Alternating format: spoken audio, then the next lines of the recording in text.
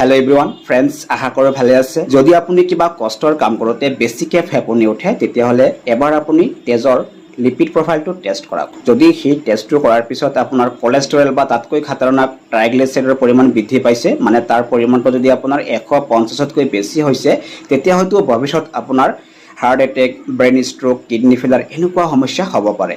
ইয়াৰ পৰা আপুনি মুক্তি পাবলৈ অনতিপলমে এজন ডক্টৰৰ পৰামৰ্শ লওক আৰু যদি ঘৰুৱা হিচাপে আপুনি এটো সমাধান কৰিব খুজিছে তেতিয়াহলে আপুনি চাৰি প্ৰকাৰৰ খাদ্য এভয়েড কৰক চাউল আটা আলু আৰু চেনি আৰু এইবোৰৰ পৰা যিবিলাক উপখাদ্য হয় সেইবোৰ আপোনালোকে এভয়েড কৰক তাৰোপৰি আপুনি ফাস্টিং কৰক আৰু এৰোবিক এক্সাৰসাইজ কৰক এই ফাস্টিং আৰু এৰোবিক এক্সাৰসাইজ এই দুইটা কাম আপুনি একেলগতে কৰি যাওক বেছি নালাগে আপোনাৰ এক মাহ কৰক আৰু আপুনি সেই চাৰি প্ৰকাৰৰ খাদ্য পৰাপক্ষত এভয়েড কৰক বাকি সব খাদ্য কম বেছি পৰিমাণে খাই গৈ থাকক চাব আপোনাৰ ট্ৰাইগ্লিচাইড এক মাহৰ ভিতৰত